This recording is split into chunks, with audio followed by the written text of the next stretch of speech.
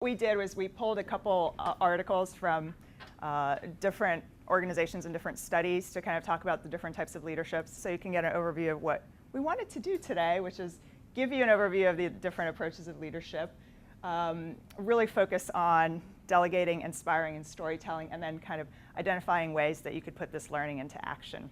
And so the first one is really the forceful leadership. So that's really kind of a command and control, do as you're told. Obviously, there are pros and cons to that. There are some times when that may work, and other times when most of the time when that may not work. The next one was enabling leadership. So that's really the softer skills. It's getting people on board, getting them excited about whatever it is that the vision is that you're creating.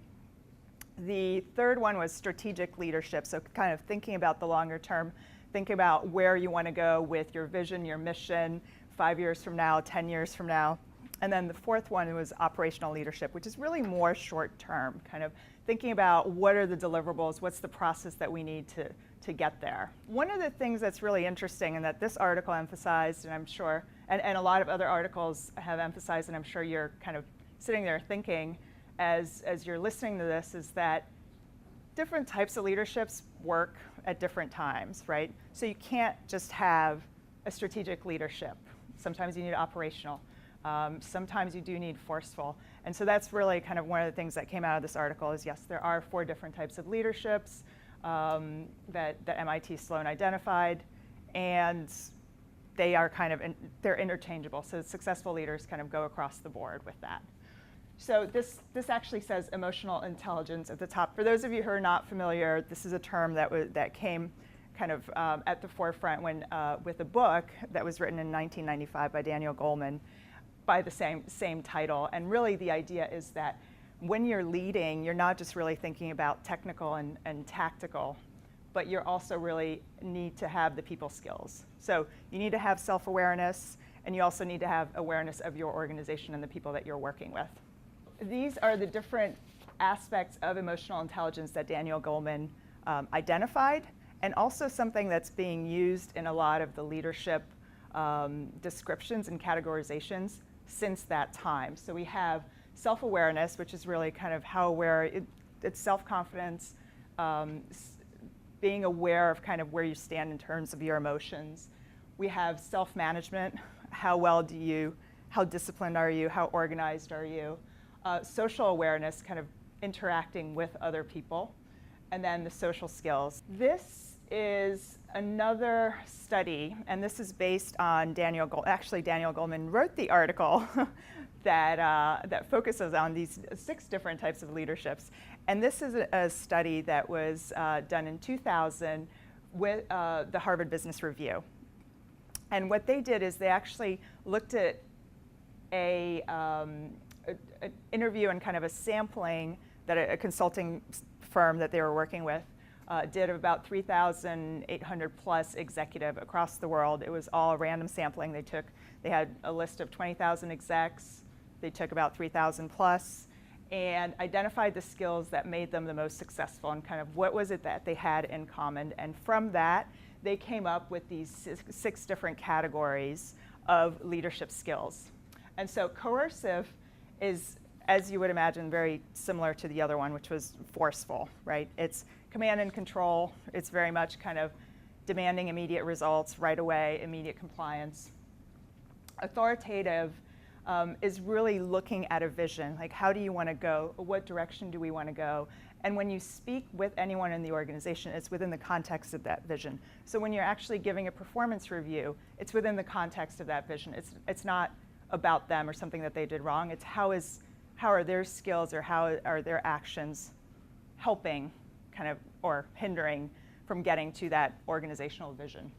Next one is affiliative, and that's really a leader that kind of gets everyone to get along. So that would be the leader who would have drinks with you after work and kind of ask you what's going on, what do you see within your job that's working, what's not working, and really kind of getting more personal and more on the kind of the people come first.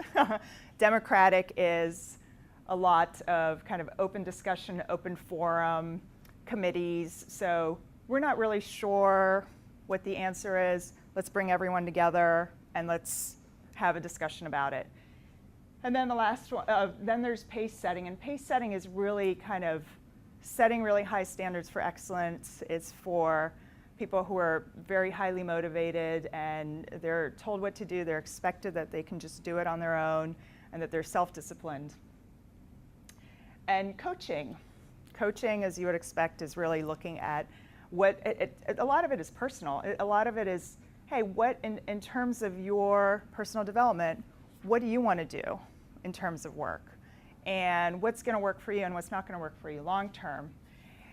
So out of all of these, they looked at this and then they correlated effectiveness with these 6 different leadership styles. Pace setting and coercive leadership styles were the least effective. One of the things that came out of this study was the same conclusion from the other study, which is successful leaders don't just use one type of leadership skill. They mix it up. And even the coercive type is relevant at some time. So the example is, or an example is in an emergency situation when you need to know exactly what needs to be done and people aren't really thinking straight if there's an earthquake or some sort of issue. You need a leader to kind of tell them, okay, this is where you need to go. Pace setting works well if you have folks who are highly competent and highly motivated, right? Coaching works really well if people are coachable, right? The one that worked, that was the highest in terms, the most startlingly positive, in terms of effectiveness was the authoritative. So really kind of thinking about what the vision is of the organization and building that into every person's role and responsibilities. But the other two, also the affiliative and the democratic, were pretty highly correlated in terms of success. So the idea is to kind of think about these types of leadership traits in your organization and which ones are you more of and kind of which ones do you gravitate towards and what works and what doesn't. And kind of thinking about when you're in a specific situation, what should you be using, right? Because our default, I think, is whatever we're used to using. So it could very well be democratic. It's like, okay, well, what do you think? What about you? What do you think? And yet that may not be the right style for that particular audience. The question that we had for you was really kind of what leadership styles have you seen as most effective in your organization? And also, what leadership styles have you used that have worked the best in terms of communicating sustainability to folks within your organization and outside of your organization who you want to get on board? And then for you personally, what has worked for you and what hasn't worked?